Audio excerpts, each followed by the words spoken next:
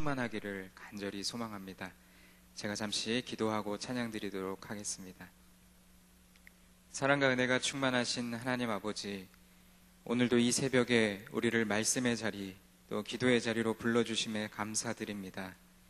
이 시간 찬양으로 우리의 마음을 주님께 집중시키고 또 말씀의 씨앗이 잘 심겨지는 마음밭을 준비하도록 도와주옵소서.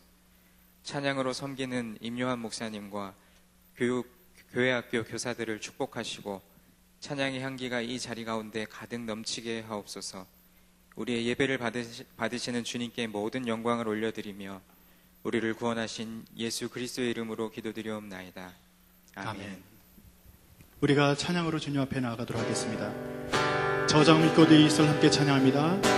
저장 밑꽃 위에 있을 아직 맺혀 있는 그때에 귀에 흐르니 소리 들리니 주 음성 분명하다.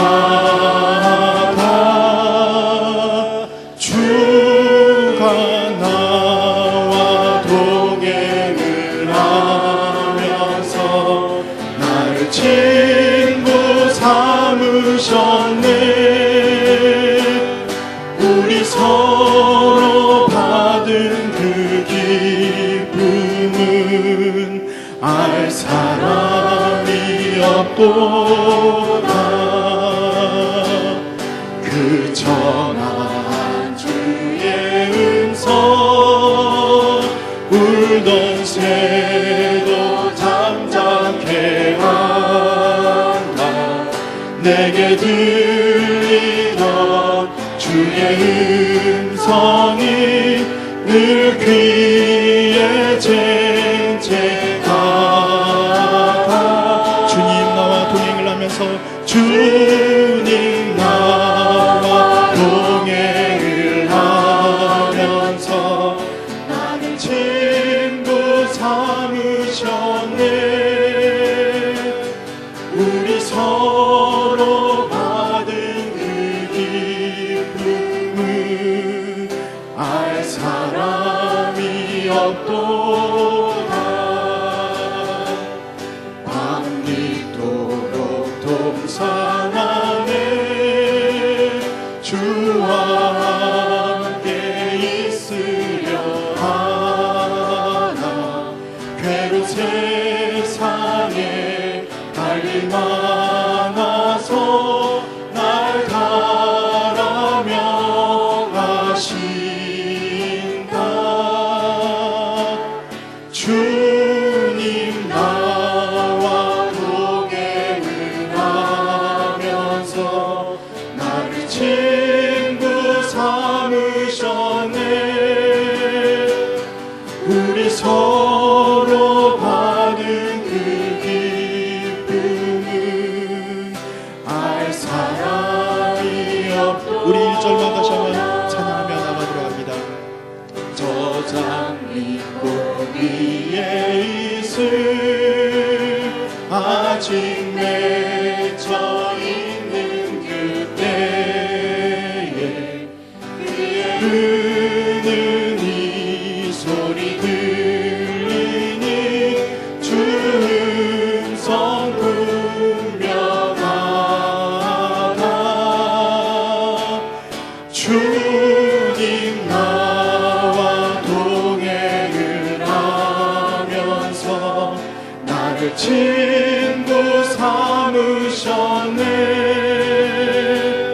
우리 서로 받은 그 기쁨은 알 사람이 없도다. 내 영혼의 그 깊은 데서 찬양합니다. 내 영혼의 그 깊은 데서 맑은 가랑이 흘려나네. 하늘 곡조가 언제나 흘러나와 내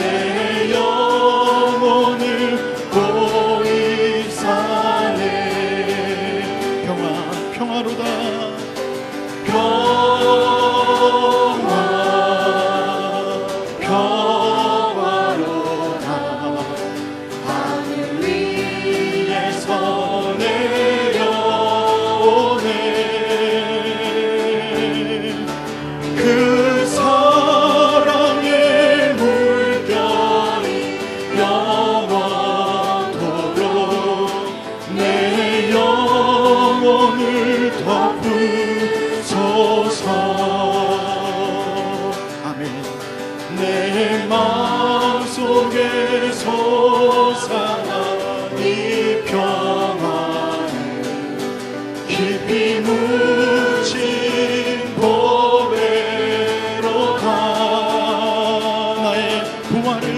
나의 보화를 캐내어 가져갈 자 그 아무도 없으리라.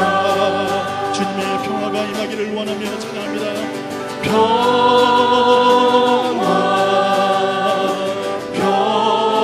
평화로다. 하늘 위에서 내려오네. 그 사랑의 물결이 영원토록 내 영혼을 덮으소서. 내 영혼의 평화가 넘쳐나는 주의 큰 도를 받으리라. 내가 주야로 주님과 함께 있어 내 영혼이 편히 쉬. 우리의 마음을 다해 주님께 찬양하며 나갑니다. 평화로다.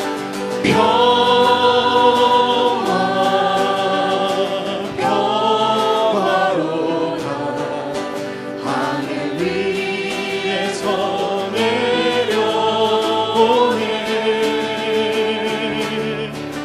그 사랑의 물결이 영원토록 내 영혼을 덮으소서. 이 땅 위에 험한 길 가는 동안 찾는 평화가 어디 있나. 우리 모두 다 예수를 친구 삼아 참 평화를 누리겠네. 주여 우리에게 평화를 주시옵소서.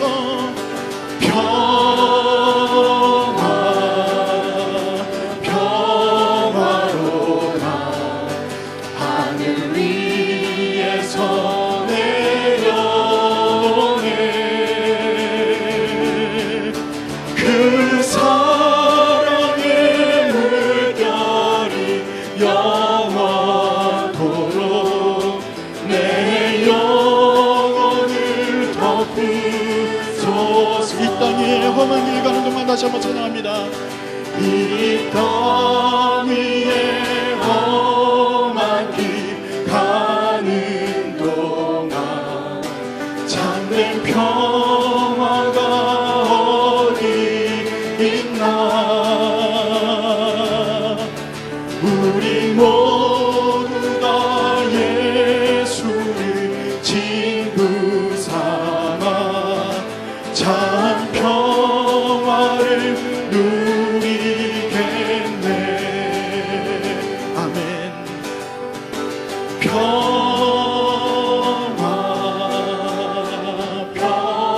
평화로다. 하늘 위에서 내려오네. 그 사랑의 물결이 영원토록 내 영혼을 덮으. 우리 평화로다 찬양하겠습니다. 평화 평화 하늘로부터 오는 진정한 평화 하늘 위에서 내려오는 그 사랑의 물결이 그 사랑의 물결이 영원토록 내려 우리 다시 한번 고백하는 마음으로 주께 평화를 간구하는 기도하며 찬양하며 나아갑니다. 평화로다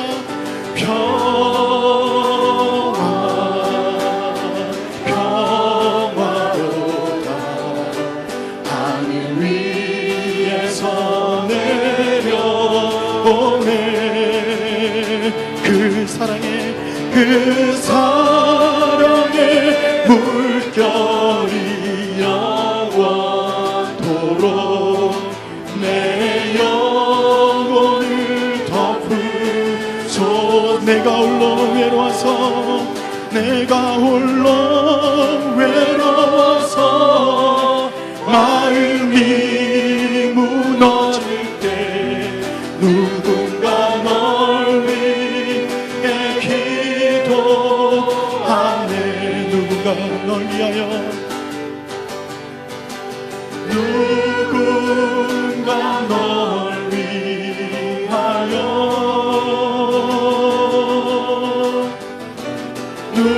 누군가 기도하네 우리의 마음이 무너질 때 내가 홀로 외로워서 마음이 무너질 때 누군가 널 위해 기도하네 우리의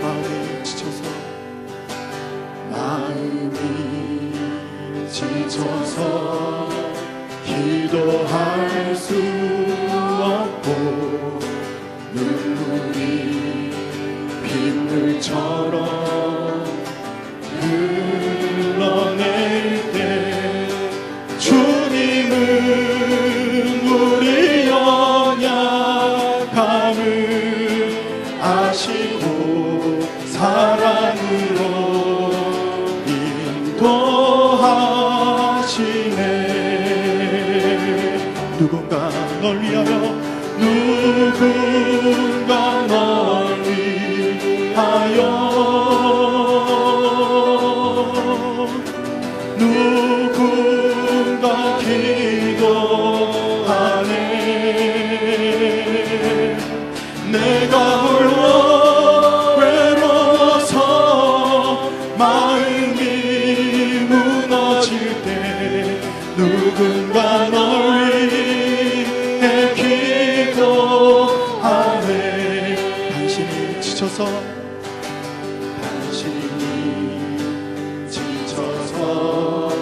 찬송할 수 없고 눈물이 빗물처럼 흘러내릴 때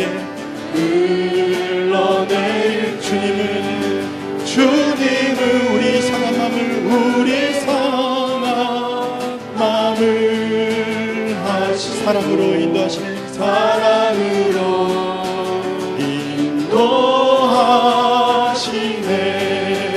누군가 널 위하여 누군가 널 위하여 누군가 기도하네 누군가 기도하네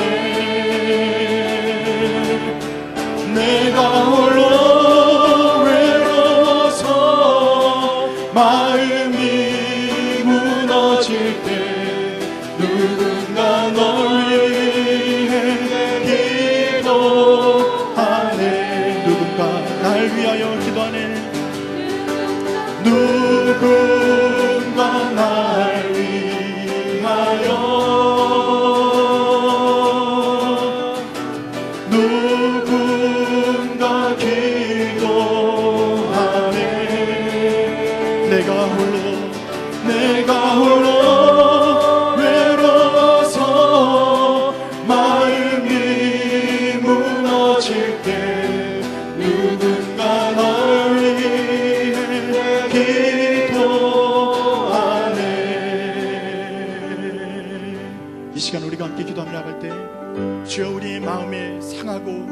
아버지 하나님, 답답한 마음이 이번 꿈새 하프타임을 통해서 녹아내리고 시원케 된 줄로 믿습니다. 아버지 하나님, 오늘도 이 시간 함께하여 주셔서 아버지 말씀을 전하실 목사님에게 능력을 더하시고 이 시간 예배에 참여하는 우리 모두에게 주의 축복이 임하게 하여 주셔서 우리 주의 이름을 한번 부르고 우리가 간절한 마음으로 우리가 간구하며 나가도록 하겠습니다. 주여! 하나님 아버지, 인도하여 주셔서 이 아침에 주님께서 우리를 도우시고 인도하실 것을 믿습니다. 아버지 하나님, 우리의 마음 가운데 아버지 하나님 답답했던 그 모든 것들이 아버지 하나님 주님께서 말씀으로 치유하시고 시원케 되는 역사가 나타날 수 있도록 주님 인도하여 주셔서 주님 붙들어 주셔서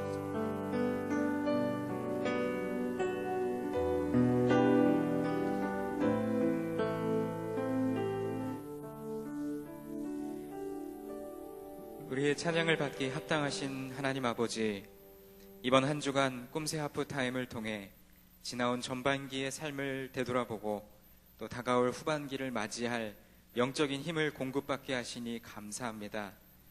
오늘도 귀한 말씀을 전하시는 담임 목사님의 영육을 강건하게 하시고 듣는 우리에게도 은혜 충만하게 하옵소서.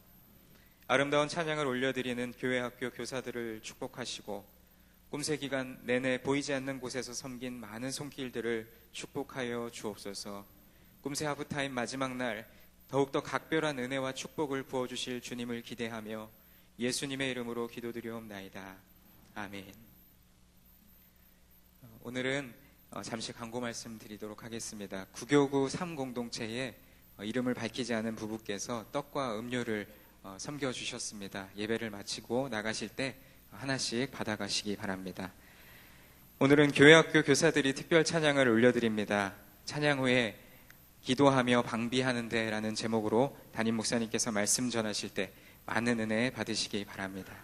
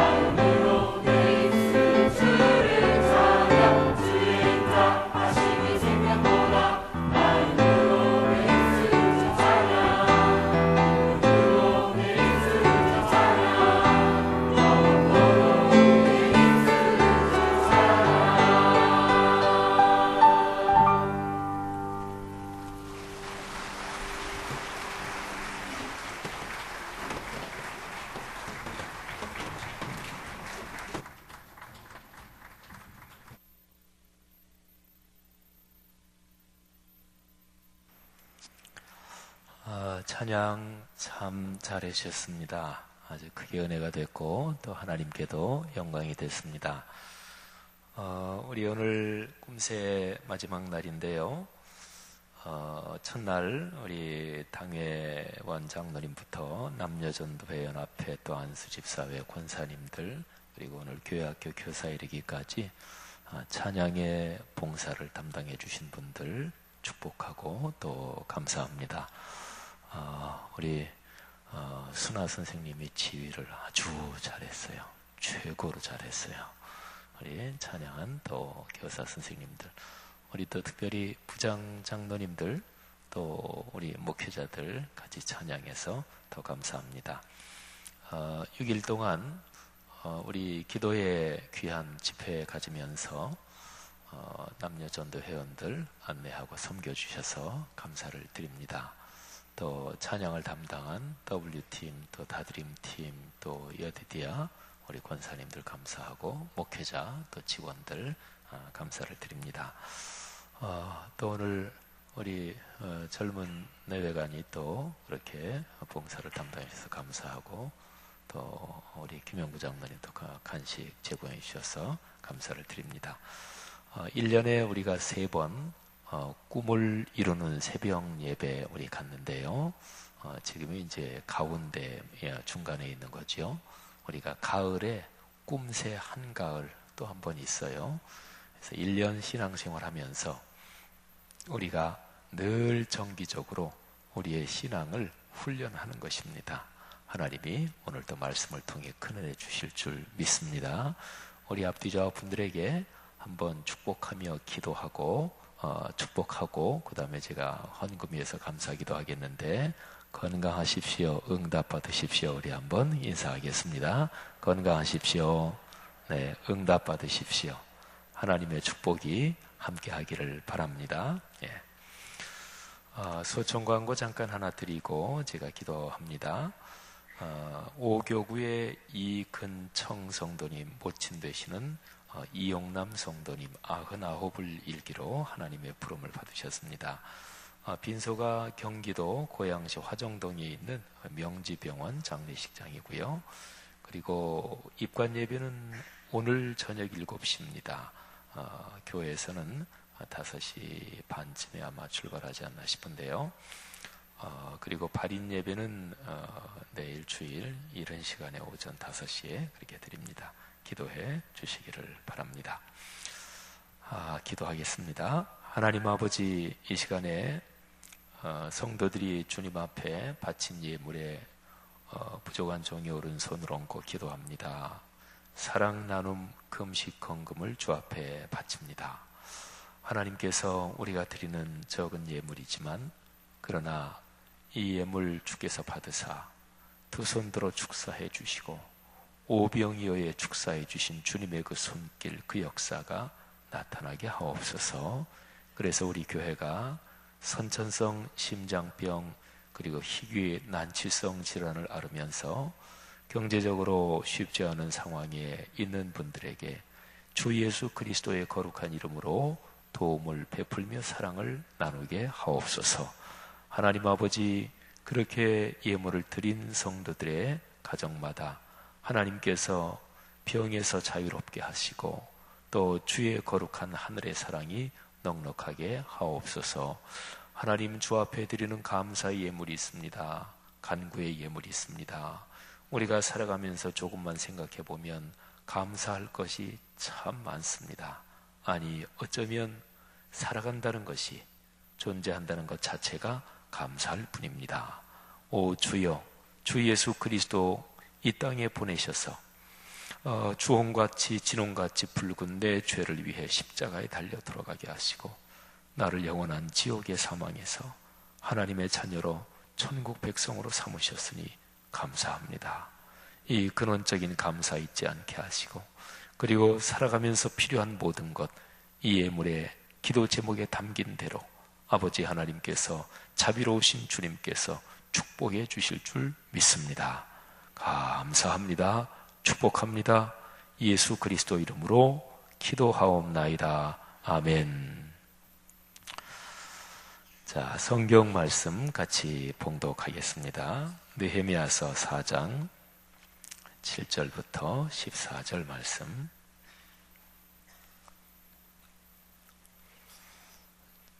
다 같이 소리를 맞춰서 봉독하겠습니다. 산발랏과 도비아와 아라비아 사람들과 암몬 사람들과 아스돗 사람들이 예루살렘 성이 중수되어 그 허물어진 틈이 메꾸어져 간다 함을 듣고 심히 분노하여 다 함께 꾀하기를 예루살렘으로 가서 치고 그곳을 요란하게 하자 하기로 우리가 우리 하나님께 기도하며 그들로 말미암아 파수꾼을 두어 주야로 방비하는데 유다 사람들은 이르기를 흥부더기가 아직도 많거늘 짐을 나르는 자의 힘이 다 빠졌으니 우리가 성을 건축하지 못하리라 하고 우리의 원수들은 이르기를 그들이 알지 못하고 보지 못하는 사이에 우리가 그들 가운데 달려 들어가서 살육하여 역사를 그치게 하리라 하고 그 원수들의 근처에 거주하는 유다 사람들도 그 각처에서 와서 10번이나 우리에게 말하기를 너희가 우리에게로 와야 하리라 하기로 내가 성벽 뒤에 낮고 넓은 곳에 백성이 그들의 종족을 따라 칼과 창과 활을 가지고 서 있게 하고 내가 돌아본 후에 일어나서 귀족들과 민장들과 남은 백성에게 말하기를 너희는 그들을 두려워하지 말고 극히 크시고 두려우신 주를 기억하고 너희 형제와 자녀와 아내와 집을 위하여 싸우라 하였느니라. 아멘. 성도가 세상을 살아가는 것을 에베소서 6장에 보면 영적인 싸움이라고 표현을 했습니다. 그때 이제 성도들을 공격하는 그 대적자들, 그 원수들은 사탄, 마귀, 귀신이지요. 악한 영입니다. 근데 그리스도인이 악한 영에게 공격을 받을 때 그거를 이상하게 생각하지 마십시오. 그냥 자연스러운 것입니다. 자연스러운 것입니다. 만일에 어떤 그리스도인이 악한 영, 마귀에게 공격을 전혀 받지 않는다. 마귀의 공격은 다양합니다. 어떤 사람들은 진짜로 귀신 들리고 그러는 사람 있잖아요. 뭐 그런 공격도 있을 수 있고, 근데 그런 경우는 아주 특별한 경우에 해당합니다. 자기 자신의 영혼을 알면서도 마귀에게 내어주고 하는, 뭐 일반적으로 얘기하면 우선 그렇게 요약할 수 있는데, 근데 그런 거 말고 인간관계에서 올 수도 있고, 또 부부지간 남편이나 아내에서부터 올 수 있고, 자기 자신의 욕심으로부터도 올 수 있고, 시대적인 환경으로부터도 올 수 있고, 그러니까 보통 사람이 살아가면서 어렵다, 힘들다, 이래서 어떻게 사나, 앞으로 어떻게 걸어가나, 뭐 등등 그런 모든 일반적인 사람들이 살아가면서 닥치는 어려움이나 힘든 것이나 뭐 이런 모든 것이 그게 다 마귀 사탄을 통해서 공격하는 것일 수 있어요. 그게 다 꼭 악한 영으로부터 온다 그런 건 아니에요. 하지만 악한 영은 무엇을 통해서도 공격할 수 있다 그런 거죠. 그런데 그리스도인이 살아가면서 악한 영이 마귀가 그 사람을 전혀 주목도 하지 않는다. 그러면 그게 이상한 겁니다. 그러니까 마귀가 주목할 필요도 없고 가치조차 없다. 아유, 저 사람 예수 믿는다 그러지만 저는 아무런 우리에게 위협도 안 되고 그냥 가만히 내버려둬도 된다. 그러면 그게 이상한 거죠. 우리 구주 예수 그리스도도 사단에게 시험을 받으셨습니다. 예수님께서 공적 사역을 시작하실 때 사탄에게 시험을 받으시잖아요. 마귀에게 3가지 시험을 받으셔요. 돌로 떡 만들어 봐라. 높은 데서 뛰어내리면서도 기적적으로 하나도 안 다치게 한번 해봐라. 그 다음에 나한테 절해봐라. 뭐 이런 거죠. 근데 그 말씀에서 중요한 것이 있습니다. 누가복음에 보면 그 시험이 끝나고 마귀가 예수님을 떠나는 것을 이렇게 기록하고 있어요. 4장 13절인데요. 마귀가 모든 시험을 다 한 후에 얼마 동안 떠나니라. 얼마 동안 떠난대요. 완전히 떠난 게 아닙니다. 얼마 동안 떠나니라. 여러분이 가지고 계신 성경 지식으로 말이죠. 예수님이 이 땅에서 3년 동안 공적 생활하신 거, 그걸 한번 지금 이렇게 떠올려 보세요. 예수님이 3년 동안의 공적 생활이 평탄하셨나요? 그냥 늘 순풍에 돛단 듯이 늘 그렇게 가셨나요? 아니라는 게 얼른 우리가 알지요. 여러분이 가지고 있는 성경 지식으로 예수님이 3년의 공적 활동을 하실 때 사단이 시험하고 사단이 공격하고 그런 게 뭐가 있었나 이렇게 한번 생각해 보세요. 많았습니다. 언제까지 시험했을까요? 간단합니다. 끝까지. 예수님께서 십자가에 달려 돌아가실 때까지. 사단은 결코 떠나지 않습니다. 악한 영의 세력은 예수 그리스도께서 재림하셔서 사탄의 세력을 저 지옥의 무저갱에 완벽하게 가둘 때까지 사탄, 마귀, 귀신의 권세는 우리가 사는 이 땅에서 활동해요. 성경에서요, 예수 그리스도에 대해서 가장 처음 예언된 구절, 그러니까 창세기 1장 1절부터 쭉 읽어 내려가면 요 구절이 앞으로 오실 예수 그리스도를 미리 예고한 구절이다. 이제 그런 제일 처음 구절이라고 학자들이 보통 하는 구절이 창세기 3장 15절이에요. 제가 한번 읽어볼 테니까 들어보세요. 하나님께서 범죄한 아담과 하와에게 벌을 내리시는 장면인데 하나님이 아담에게 이렇게 말씀하십니다. 뱀에게 이렇게 말씀하셔요. 뱀에게 벌을 내리시는 건데 내가 너로 여자와 원수가 되게 하고 내 후손도 여자의 후손과 원수가 되게 하리니 여자의 후손은 내 머리를 상하게 할 것이요 너는 그의 발꿈치를 상하게 할 것이니라 하시고. 자, 창세기 3장 15절 이 315가 말이지요. 예수 그리스도에 대해서 가장 최초로 예고된 구절입니다. 근데 여기에서 사탄을 상징하는 뱀하고 그리고 예수 그리스도 바로 여자의 후손이 있죠. 하고 원수가 된다. 그럴 수밖에 없죠. 그런데 사탄이 계속해서 예수 그리스도를 공격한대요. 근데 여기 나오는 표현이 발꿈치를 상하게 한대요. 예수님께서 이 땅에 공적 활동을 하실 때 그때에 사탄이 계속해서 공격했는데 마지막 공격이 대제사장 서기관들 이런 사람들을 선동해서 예수님을 십자가에 못 박아 죽이는 것이었습니다. 그리고 자기의 목적을 달성해서 십자가에 못 박혔을 때 그때 사탄은 아마 큰 잔치를 벌이고 쾌제를 불렀을 것입니다. 우리가 이겼다고. 근데 그거는 그냥 발 뒤꿈치를 상하게 한 정도였어요. 근데 여기 창세기 3장 15절에 보면 여자의 후손은 내 머리를 상하게 할 것이다. 머리 상하면 죽죠. 그러니까 구주 예수 그리스도께서 사탄을 완벽하게 이기시는 거예요. 그래서 십자가에서 부활하시면서 고린도전서 15장에 보면 이 마귀 사탄 귀신이 사용하는 근원적인 무기가 두 개예요. 첫 번째 죄, 두 번째가 죽음, 그러니까 사망의 권세죠. 그러니까 죄의 권세, 사망의 권세.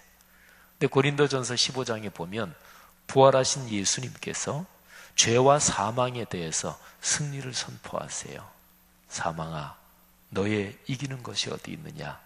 사망아, 너의 쏘는 것이 어디 있느냐? 그러면서 죄와 사망의 권세에 대해서 승리를 선포하셔요. 성도 여러분들이요, 예수 믿는 거 다 떠났어요. 기독교 신앙 말고 그냥 일반적으로 세상에서 여러분 주변에서 저 사람은 성공했다 이러는 사람 한번 머리에 떠올려 보시겠어요? 누구든지 좋아요. 혹시 여러분이 인생 살아가는 그 업종에서, 그 직종에서 성공한 직장 상사도 좋고 어떤 사람도요. 그런 사람들 중에서 아까 제가 예수님 사역에 대해서 표현한 것처럼 아무런 어려움도 없고 순풍에 돛단 대신 늘 그렇게만 살아온 사람이 있나 한번 생각해 보세요. 아마도 거의 없을 것입니다. 혹시 있다면 그 사람은 존경받지 못하는 사람일 것입니다. 거의 분명하게. 그리고 또 하나는 그 사람 자신이 행복하지 못하다고 느끼는 사람일 것입니다. 예를 들어서 태어나면서 우리말로 은수저 입에 물고 태어나고 집이 몇 천억 부자라서 경제적으로 어려운 거 하나도 없고 누구 무서운 거 하나도 없고 그렇게 쭉 인생길 걸어온 어떤 사람, 여러분 그 사람 자신이 나 행복해 죽겠다 이렇게 생각할까요? 아닙니다. 그거는 뻔합니다. 그 사람 자신은 행복하지 않아요. 그 사람의 그런 가운데도 아름답게 훌륭하게 자랄 수 있지만, 그런데 일반적으로 경제적인 어려움이 없어도 사람은 누구나 다 심리적인 어려움도 없을까요? 그런 사람은 아무도 없어요. 그러니까 주변에 한번 성공한 사람을 떠올려 보세요. 그런 사람들은 인생에서 끊임없이 이런 모양 저런 모양 뭐 여러 가지 다양하게 부딪혀오는 이른바 어려움이라는 거, 그런 거를 겪으면서 결코 포기하지 않은 사람이에요. 결코 굴복하지 않은 사람이에요. 그래서 성공하는 거는 간단합니다. 어려움은 있어요. 없는 사람은 아무도 없어요. 그러면 간단하죠. 어려움이 왜 있지? 그렇게 묻는 사람이 그게 미련한 거예요. 왜 있다니? 살아있으니까 어려움이 있죠. 살아있으니까. 어려움이 없는 거는 그냥 이제 생명이 끝나면 없어져요. 그걸 원하십니까? 그건 아니잖아요. 그러니까 살아있으니까 어려움이 있는 거예요. 그러니까 어려움이 왜 있나? 이런 사람은 성공할 가능성이 적은 거예요. 그러니까 어려움은 있는 거예요. 그런데 이걸 어떻게 멋지게 처리할까? 그리고 어려움이 언제까지? 그거는 하나님 나라 갈 때까지 있는 거예요. 그런데 하나님 나라 갈 때까지 늘 내 삶에 부딪혀오는 악한 사단의 공격도 있고 이런저런 내 실수로 당하는 어려움도 있고, 근데 있을 때마다 그걸 멋지게 극복하는 거예요. 그러면 그 사람은 반드시 성공합니다. 사랑하는 여러분, 여러분의 삶에서 부딪혀오는 어려움이나 힘든 것이 어떤 것이든지 좋아요. 연세가 점점 드시면 몸이 약해지시잖아요. 그죠? 몸이 약해지십니다. 그것도 어려움이잖아요. 그죠? 뭐 혈액순환이 옛날 같지 않고, 무릎 관절이 옛날 같지 않고, 그때 큰일 났네. 이거 어떻게 살지? 어떻게 살겠냐? 뭐 다 그렇게 사는 거지. 뭘 어떻게 살아요? 다 그렇게 사는 거지. 그러면서 연세 드시면서 몸이 약해지는 거, 그거를 지혜롭게 잘 관리하고 자기 나름으로 최선을 다하고 그러면서 거기에서 또 감사하고 그러는 사람이 행복하지. 만일에 연세가 드시면서 신체적으로 약해지는 거, 그거는 누구나 다 그런데? 아니, 연세 드실수록 신체적으로 점점 더 강해지는 사람 봤어요? 그런 사람은 아무도 없어요. 그러니까 신체적으로 약해지면 다 불행하다. 그러면 인생은 다 불행하게요? 그러나 그렇지 않습니다. 연세가 드시면서 참 행복하신 분들 많아요. 노년의 삶을 참 자족하시는 분들 많아요. 제가 며칠 전에 어느 목회자들 모임에 갔는데 거기에 은퇴하신 70대 후반 되신 그런 아주 선배 목사님이시죠. 초교파적인 모임이었는데 또 저보다 선배 신학자들도 계시고, 근데 거기에 한 몇 분이 너무너무 행복하세요. 너무너무 행복하세요. 그래서 제가 선배님들, 그 어르신들이 어찌 그렇게 행복하십니까? 비결이 뭡니까? 그러면서 그런 어르신들이 이런저런 하는 얘기를 제가 들으면서 마음속에 깊이 담아오고 새겨왔어요. 사랑하는 여러분, 사탄의 시험은 끊이지 않습니다. 창세기 3장 15절, 그때 이미 공격을 한 거예요. 그리고서 계속되는데, 그러나 한 가지 확실한 게 있어요. 우리 아버지 하나님이, 하나님의 권세와 권능이 악한 영의 권세보다 더 커요. 삶에서 부딪히는 이런저런 어려운 일, 그것보다 우리 하나님의 사랑이 더 커요. 그리고 특별히 하나님이 우리를 구원하신 언약의 말씀, 복음의 말씀을 통해서 우리를 구원하신 하나님의 언약의 말씀은 그건 결코 없어지지 않아요. 1.1핵이라도 없어지지 않아요. 우리 아버지 하나님은 신실하신 분이고 믿으신 분, 믿을 만한 분이십니다. 성도 여러분들이요, 그 하나님 붙잡고 걸어가는 거예요. 그게 신앙이에요. 제가 이제 50 중반이 조금 넘었잖아요. 근데 저보다 이제 한 세대 위 그 선배 목회자들, 그제 어떤 모임에 간 얘기도 제가 잠깐 했는데, 근데 저는 가끔 그런 생각을 해요. 뭐 시대가 다 변하고요, 사람 사는 모습도 변하고, 또 시대에 따라서 사람들이 갖는 이 풍속도도 바뀌잖아요. 그래서 되게 연세 많으신 분들이 젊은 사람 보면 야, 버릇없다. 근데 너무 그렇게만 볼 게 아니고, 뭐 나이 많은 분들 눈으로 보면 그게 버릇없겠지요. 근데 여러분들이 젊었을 때는 여러분보다 한 세대 윗분이 여러분 보고 또 그랬어요. 다 그런 거예요. 근데 젊은 사람들 중에 진짜 버릇없고 못된 것들이 있기는 해요. 근데 다 그런 건 아니에요. 문화가 다른 거예요. 문화가 다른 거예요. 인사할 때 그냥 안녕하세요.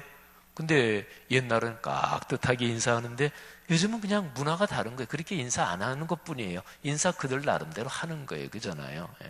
제가 청년들이나 중학생들이나 중고등학생들이나 제가 젊은 사람들 하면 제가 악수한, 자, 우리 하이파이브 하자. 하이파이브 이렇게 해요. 그런 애들이 아주 좋아해요. 그럼 그게 인사예요. 그잖아요. 근데 이제 제가 저보다 한 세대 위 선배 목사님들을 보면, 이제 저는 이제 한 이 중간쯤 된 나이에서 위를 보면서, 위에 계신 분들을 보면서 그분들이 가진 참 귀한 점, 장점, 우리 세대가 진짜 배워야 되고, 그건 우리 세대뿐 아니라 저보다 또 후배 세대들도, 목회자들이 꼭 배워야 될 점이다. 그런 거를 가끔 생각해요.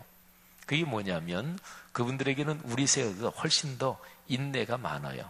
그건 일반적으로도 그렇죠. 그죠? 어르신들이 더 인내가 많아요. 젊은 사람들이 잘 못 참습니다. 인내가 더 많아요.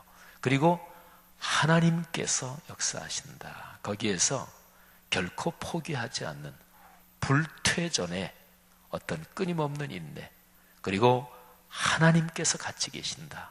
그런 게 체험적으로, 그리고 신앙에서 또는 목회 사역에서 아주 분명해요. 물론 그렇지 않은 분들도 있어요. 근데 이제 그분들이 가진 아주 귀한 덕목이 그거예요. 그래서 저희 세대 목회자들이 이렇게 볼 때에, 야, 그런 면에서 우리는 그분들에 비해서 한참 부족하다, 이런 생각이 드는 거죠. 그리고 저보다 이제 또 한참 후배 목회자들로 이렇게 보면 어떨 때는 저렇게 빈약해가지고, 저렇게 유약해가지고 어떻게 목회하나, 쉬운 얘기로 말하면 저렇게 배짱이 없어서 어떻게 목회하나, 이런 생각이 드는 거예요. 그러니까 오늘 여기 말씀하고 연관하면, 사단은 죽을 때까지 공격할 거예요. 걱정할 거 없습니다. 뭐 감기가 매년 찾아오지, 감기 바이러스가 매년 찾아오지, 안 오는 해도 있어요. 걱정할 거 없습니다. 중요한 거는 내 자신의 내공을 기르는 거예요. 내 자신의 건강을 단속하는 거예요. 그잖아요.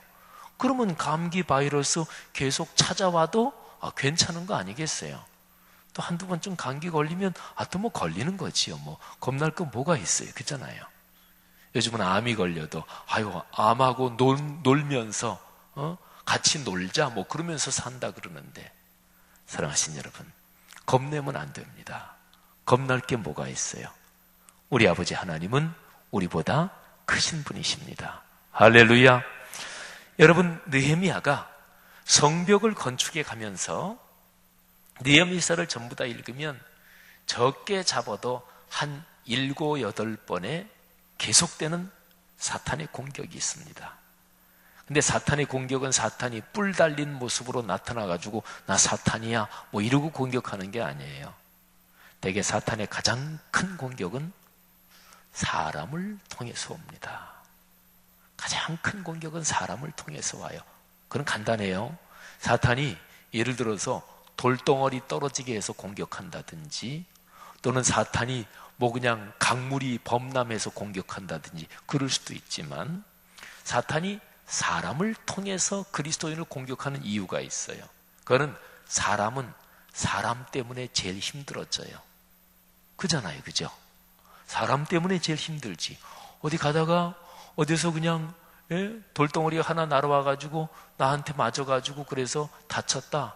그러면 그 돌덩어리, 그놈의 돌덩어리 평생 밉고 원망하고 그래요? 아닙니다. 그거는 인격체가 아니니까. 근데 누구한테 당하면 그건 평생 갈 수 있어요. 그잖아요. 그게 인간이에요. 사탄이 그건 모르겠어요. 그래서 사탄이 가장 독하게 공격할 때는 사람을 통해서 공격하는 거예요.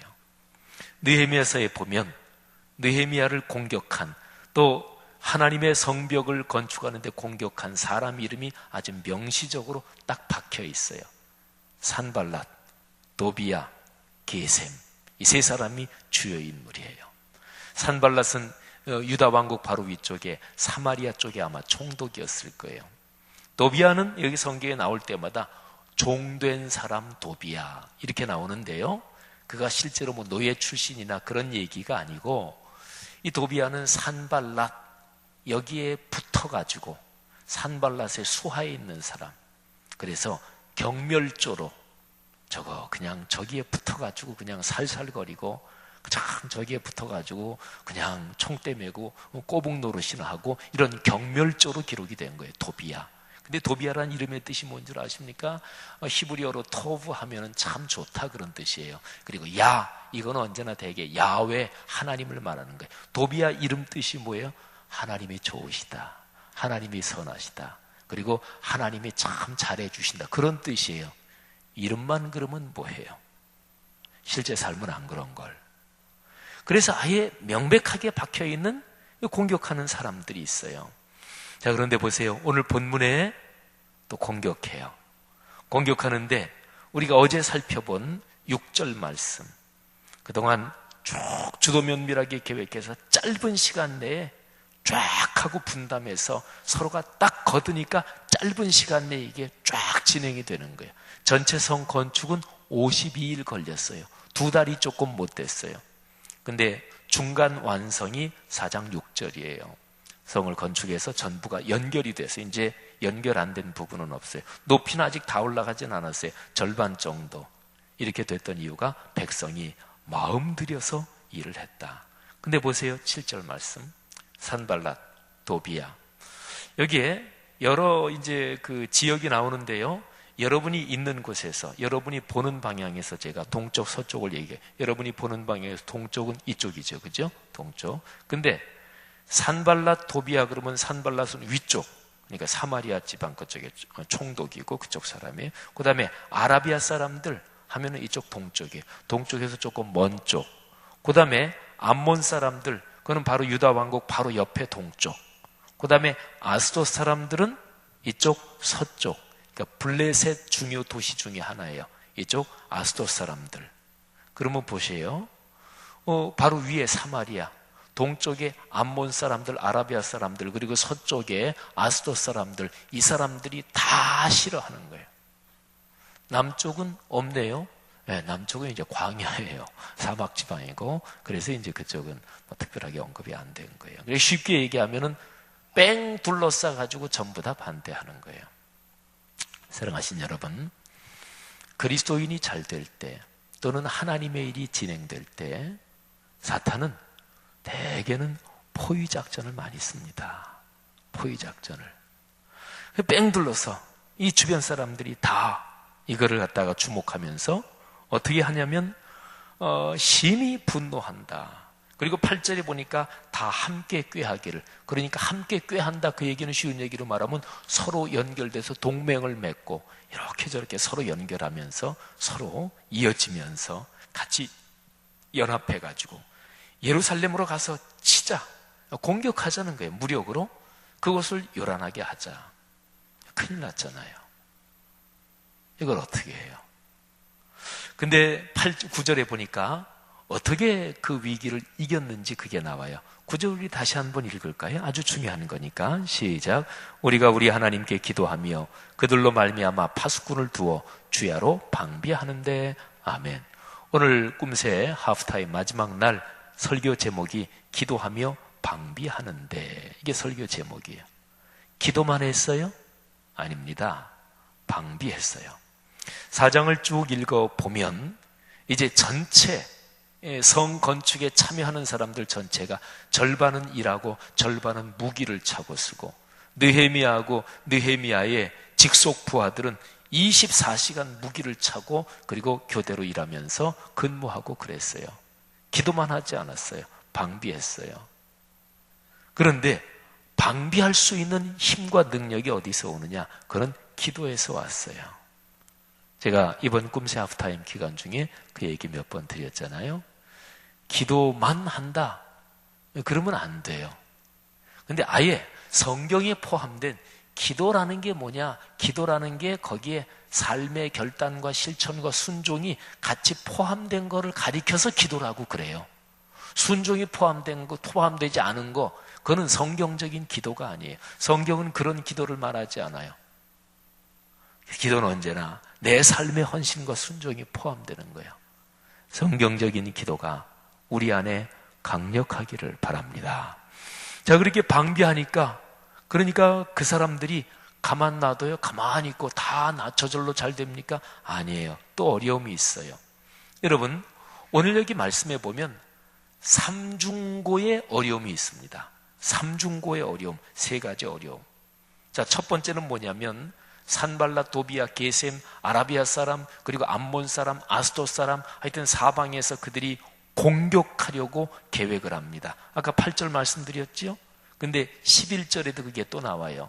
우리의 원수들은 이르기를 그들이 알지 못하고 보지 못하는 사이에 우리가 그들 가운데 달려 들어가서 살육하여 죽여버리고 역사를 그치게 하리라. 이런 소문이 막 들려와요. 이거는 여러 가지가 있을 거예요. 말하자면 그런 얘기를 막 흘려가지고 내부를 흔들어 놓으려고 그러는 거예요. 직접 공격 계획도 세우긴 했을 거예요. 근데 그런 정보를 막 흘리는 거예요. 그러면 이쪽 사람들이 불안할 거 아니겠어요? 사실은 직접 공격하는 게 쉽진 않습니다. 왜요? 느헤미야는 그 근처가 몽땅 다 바사 제국인데 바사 제국의 황제한테 임명받은 총독이에요. 느헤미야도. 그러니까 그들이 공격했다가 이 중앙정부, 황제 그쪽에서 이 헤게모니에서 졌다가는 다 날아가는 거지요. 그러니까 사실은 섣불리 공격을 못한 이유가 그거예요. 느헤미야가 공식적으로 임명받은 총독만 아니라면 진작에 공격했을 거예요. 시작도 못하게 만들었을 거예요. 근데 그것 때문에 공격은 못하고, 그러니까 공격한다, 그들이 밤중에 습격한다, 막 이런 정보를 막 흘리는 거예요. 자, 이게 첫 번째, 대적의 공격 의도. 그 다음에 두 번째는 내부적인 회의가 일어나요. 내부적으로 의심하고 흔들린단 말이에요. 그게 10절이에요. 자, 유다 사람들은 이르기를, 유다 사람들이 지금 그 성 쌓는 사람들이에요. 흙무더기가 아직도 많거늘 짐을 나르는 자의 힘이 다 빠졌으니 우리가 성을 건축하지 못하리라. 아, 이거 완성하지 못해 안 돼. 우리에게 성전 건축할 때도 그렇게 얘기하는 사람들이 있었어요. 아유, 어떻게 지어 그거? 돈도 부족한데. 아유, 걱정 마세요. 돈이야 뭐 빌려서 지면 되지 뭐. 아유, 어떻게 갚어? 아이고, 갚으면 되지 뭘 그렇게 걱정해요. 아유, 걱정도 팔자예요. 걱정도 팔자예요. 하나님의 뜻이 아니다 그래서 시작 안 했으면 몰라도, 아유, 시작했으면 그러면 하나님 능력을 믿고 가는 거지. 그렇잖아요. 내부적으로 지금 흔들리는 거예요. 이게 사실은 더 힘들어요. 밖에서 공격은 오히려 간단해요. 전선이 분명하잖아요. 내부적으로 흔드는 게 더 힘들어요. 어떤 일을 할 때 명백하게 반대하는 사람들은 오히려 쉬워요. 근데 이렇게 팔짱 끼고 구경하는 사람, 그리고 겉으로는 점잖게 아멘 그러는데 속으로 어디 되나 봐라, 이런 사람들이 더 힘들어요. 여기에 내부적인 회의가 일어나는 두 번째. 그 다음에 세 번째, 내부와 외부가 내통을 하네요. 또 내통을 하네요. 자, 12절 말씀 한번 보세요. 그 원수들의 근처에 거주하는 유다 사람들도, 그러니까 요 유다 사람들은 지금 성벽 건축에 참여하는 사람들은 아니에요. 말하자면 위에 사마리아, 또 이쪽에 요단강 쪽에 암몬 지방 또는 이쪽에 그 지중해 쪽으로 내려가서 평지 지역의 아스돗, 거기도 유다 사람들이 흩어져 살고 있었는데 그 사람들은 성벽 건축에 참여하는 사람들은 아니. 근데 지금 성벽 건축에 참여하는 이 유다 사람들하고 친척 관계도 있고 같은 종족이니까 이게 서로가 알겠죠. 근데 그쪽에 사는 참여하지 않는 유다 사람들이, 그 사람들이 근처에 거주하는 유다 사람들도 그 각처에서 와서 10번이나 말했대요. 너희가 우리에게로 와야 하리라. 그러니까 성벽 건축하고 있는 사람한테, 야, 괜히 거기 있다가 신세 다 망쳐. 야, 거기서 빠져. 일로 와. 여러분, 이거 참 어려운 거예요. 그죠? 이 삼중고의 어려움에 처했어요. 어떡할까요? 느헤미야는 개인적으로 말하면, 에이, 내가 안 한다고 내가 못 살아? 느헤미야는 그냥 그만두고 그냥 자기 원래 본직에 그냥 거기 다시 복귀하면 돼요. 황제의 총애를 받고 있었어요. 그래서 황제가 말이지요, 야, 느헤미야, 너 언제 오려고 그러느냐? 그러니까 황제는 느헤미야를 총애하기 때문에 간다 그러니까, 부탁을 하니까, 그래, 그럼 갔다 와라. 근데 빨리 와야 된다. 네가 있어야 돼. 이 황궁은 그런 정도였다고요. 느헤미야는 그냥 놔두고 가면 돼요. 자기 사는 거 아무 걱정도 없어요. 느헤미야가 그럴 수가 있었을까요? 사람의 심정이 그렇게 돌아갈 수 있을까요? 그럼요, 그렇게 돌아갈 수 있지요. 사랑하신 여러분, 이 상황을 어떻게 이 극복을 해갔을까요? 자, 보셔요. 13절 14절이에요. 느헤미야가요, 모든 여기 참여하는 사람들을 총 다 모이게 했어요. 하나 기억하세요. 느헤미야는 공식적으로 총독입니다. 그러니까 사실은 총독의 권한으로 명령할 수도 있는 위치에 있었어요. 그리고 자기가 같이 하고 있는 자기의 수하들, 그거는 쉽게 말하면 총독 수하의 군대라고도 볼 수가 있어요. 느헤미야는 공식적으로 공권력을 가지고 명령할 수 있는 위치에 있었어요. 13절에 보니까 성벽 뒤, 이제 절반 정도 올라갔잖아요. 그래서 성벽 안에 뒤쪽에 낮고 넓은 곳이 있었는데 백성이 그들의 종독을 따라 칼, 창, 활을 가지고 서 있게 하고, 그러니까 싹 다 모이게 한 거예요. 여자들까지 몽땅 다. 그리고 창, 활, 칼 다 가지고 모이게 한 거예요. 쫙 모였을 거 아니겠어요? 근데 14절에 중요한 표현이 있어요. 내가 돌아본 후에. 다 모였는데 그 모인 사람들이 어떤 생각을 가지고 있을까요? 저 총독 느헤미야가 더 이상은 안 되니까 자, 여기까지 하고 그만한다. 나는 황궁으로 돌아간다. 그런 발표하려나 보다. 이런 사람도 있었고, 내통하는 사람들은 그렇지, 지가 뭐 어디 견디요? 이런 사람도 있겠고, 대통령이나 또는 훌륭한 정치인이 뭐 하려고 그러면 관료들, 공직자들이 아이고, 지가 우리 이기나 봐라. 우리 이겼던 대통령은 하나도 없다. 뭐 이런 것처럼 아마 내통하는 사람들은 그렇게도 생각을 했겠고, 또 거기에 간절하게 주님의 영광을 위해서 애썼던 사람들은 안타까운 마음을 가지고 느헤미야 총독 저 양반 포기하는 거 아니야? 그러면 안 되는데, 예루살렘 성벽 전에도 쌓다가 못 쌓는데 또 포기하면 안 되는데, 그렇게 안타까운 마음을 가지고 안타까운 심정으로 느헤미야를 바라보고 있는 사람들도 있었을 거예요. 근데 쫙 모였는데 거기 있는 사람들은 하나 모였지만 마음은 하나가 아니었습니다. 근데 느헤미야가 돌아본 후에 그랬거든요. 그러니까 쭉 돌아봤어요. 쫙 했는데 느헤미야가 사열하는 것처럼 쭉 천천히 걸어서, 그리고 거기에 이제 아는 사람들 뭐 많이 있었을 거 아니겠어요. 그래서 그래, 힘들지 않아? 그래, 아유 이거 뭐 옷이 이거 다 해졌네. 이거 어떡하나? 뭐 그러면서 나지막하게 얘기해서 쭉 돌아봐요. 전체가 아마 조용했을 거예요. 느헤미야 총독이 뭐라고 얘기하나? 근데 다 돌아본 후에 그 다음에 느헤미야가 일어나서는 어디 높은 곳에 좀 잘 보이는 데 딱 섰어요. 사람들의 심정이 어땠을까요? 네, 느헤미야가 이렇게 얘기합니다. 귀족들과 민장들과 남은 백성에게 말하기를. 그러니까 그 다음부터가 말하는 내용이에요. 너희는 그들을 두려워하지 말고 지극히 크시고 두려우신 주를 기억하라. 이게 첫 번째 메시지예요. 너희는 그들을 두려워하지 말아라. 지극히 크시고 두려우신 주 하나님, 전능하신 하나님을 기억해라. 사랑하신 여러분, 머리에 하나님을 자주 떠올려야 돼요.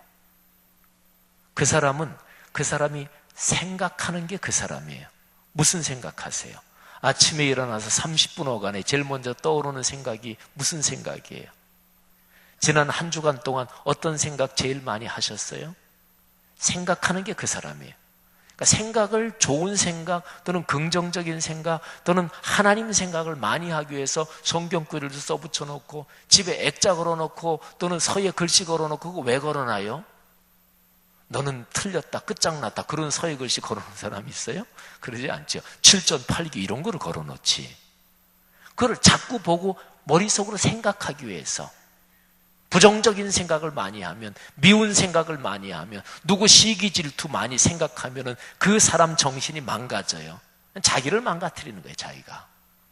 그러니까 생각을 해야 되는데, 기억을 해야 되는데, 누구를? 지극히 크시고 두려우신 주 하나님을 기억하라. 할렐루야.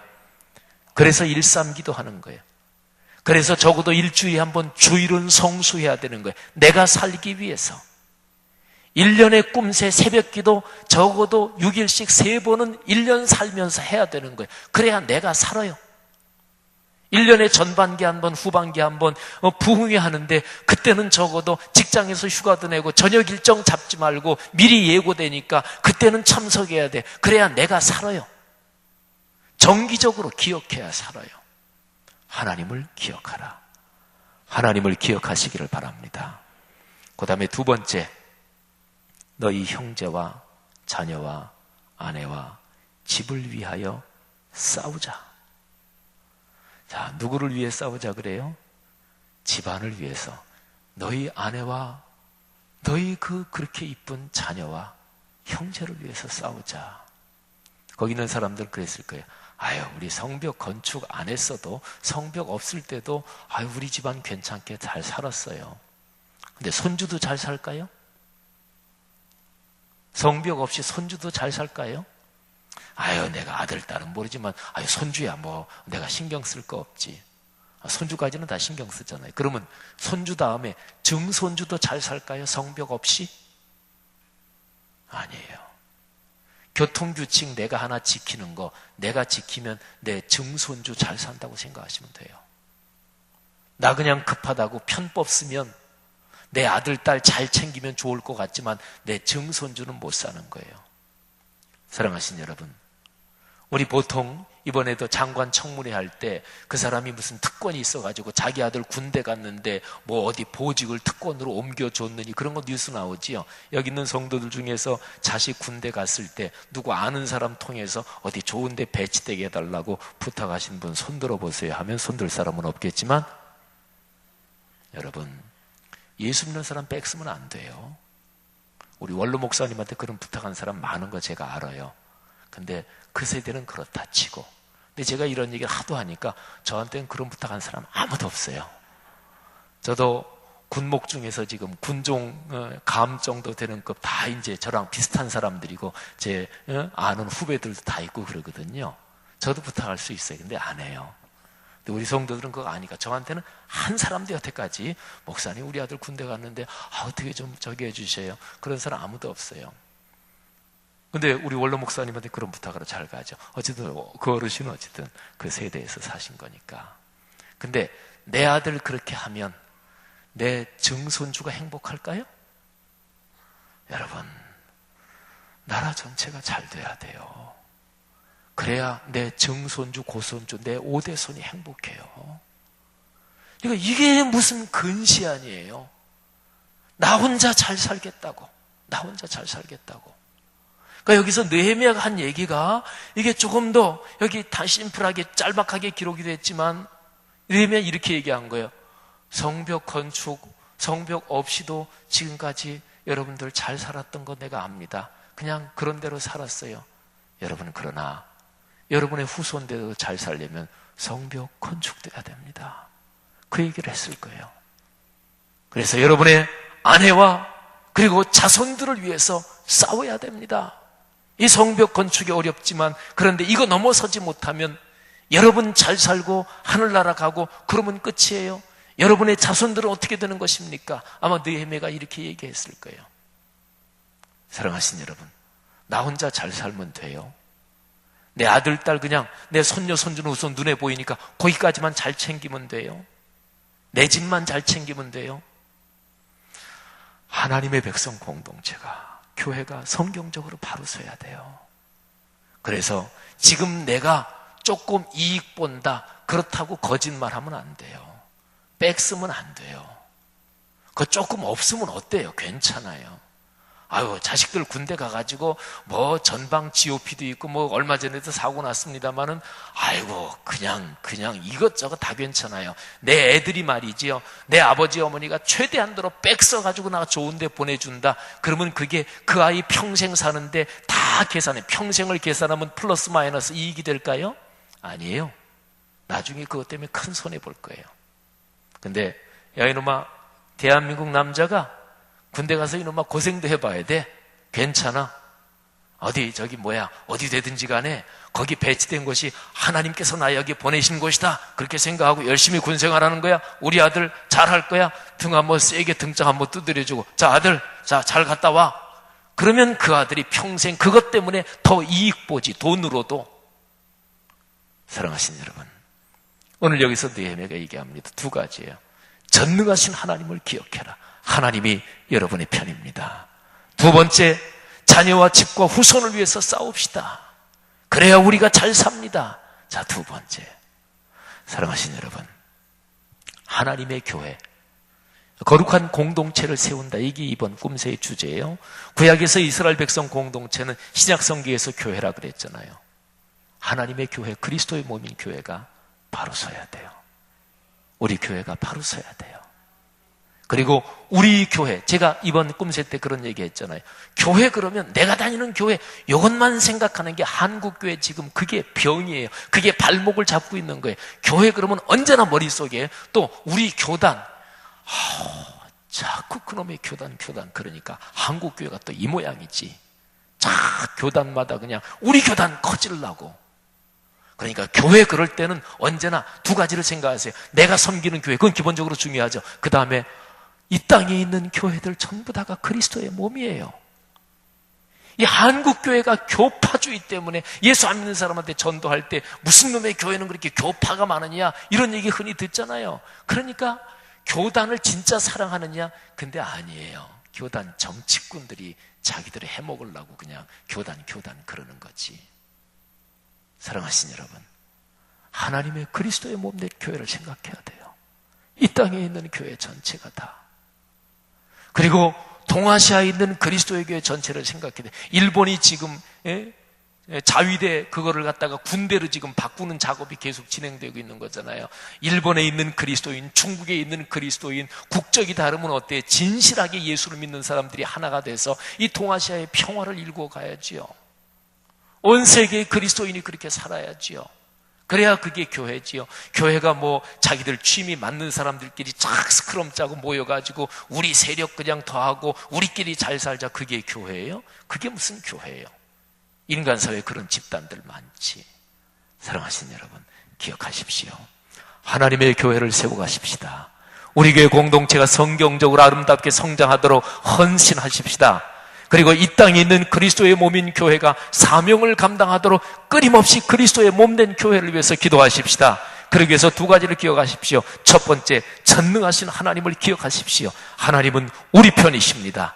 그 다음에 두 번째, 하나님께서 축복하신 나와 내 가정, 가문, 우리 후손을 위해서 헌신하며 악한 영의 세력에 절대로 꺾이지 말고 싸우며, 영적 싸움을 싸우며 하나님의 일을 감당해 나가시기를 주님의 이름으로 축복합니다. 기도하십시다.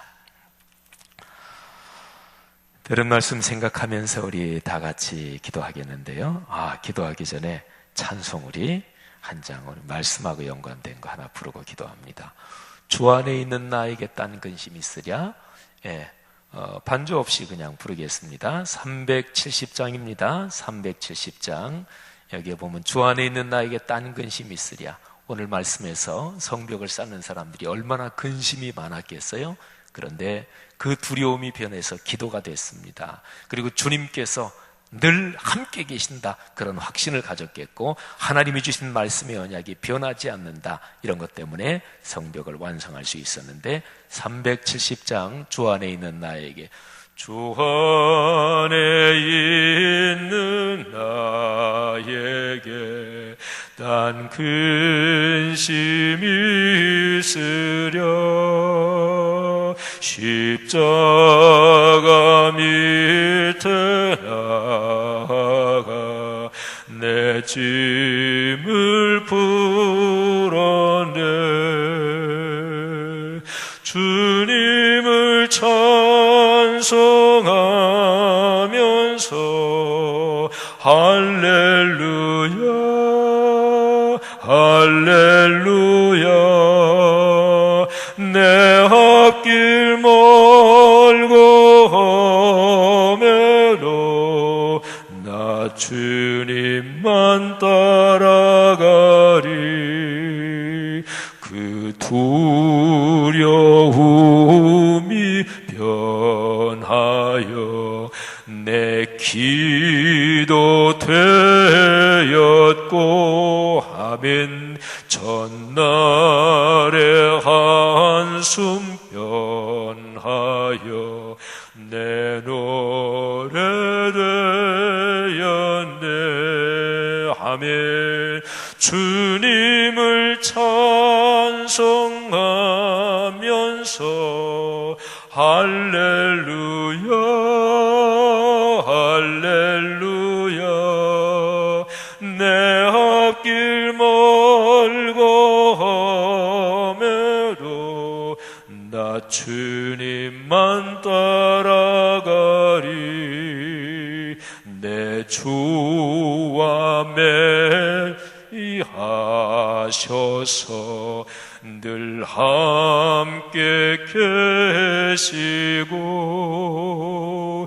내 궁핍함을 아시고 늘 채워주시. 주님을 찬송하면서 주님을 찬송하면서 할렐루야 할렐루야. 내 앞길 멀고 험해도 나 주님만 따라. 다 같이 오른손을 들고 내 주와 맺은 언약의 영불변하시니 그 나라 가기까지니 늘 보호하시네.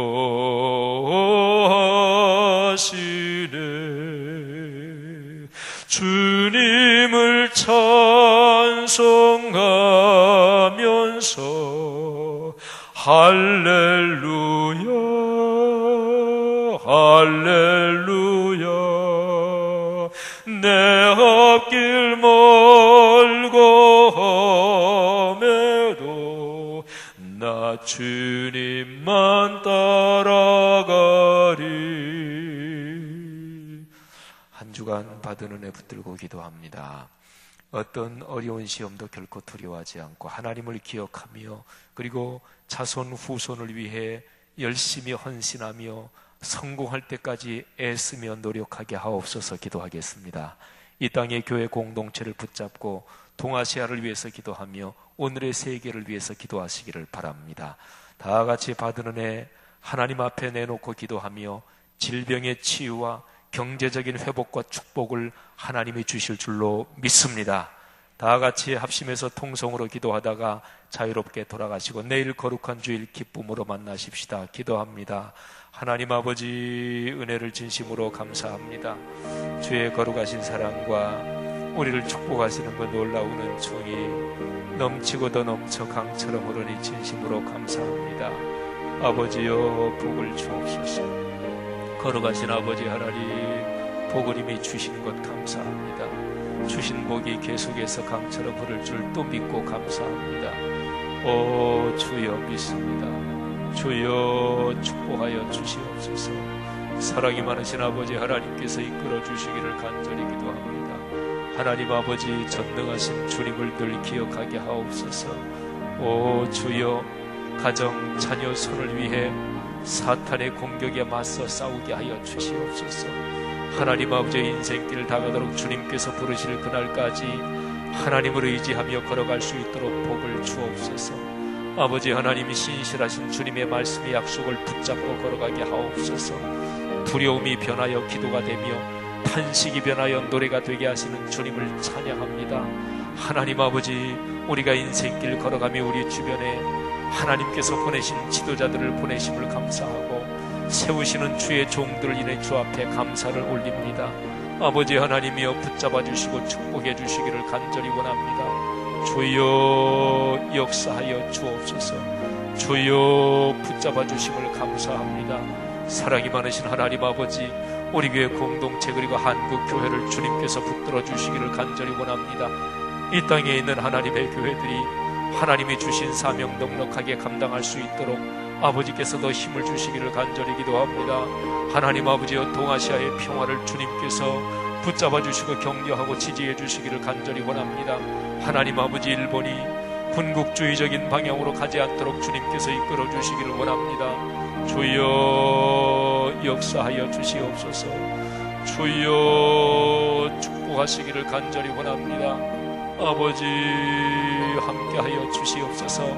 하나님 아버지 동아시아에 있는 그리스도인들이 함께 모여 하나님의 거룩한 평화를 이루어갈 수 있도록 아버지께서 붙잡아 주시기를 간절히 원합니다. 주여 축복하여 주옵소서. 주여 역사하여 주시기를 간절히 기도합니다. 아버지 하나님 이끌어 주시옵소서.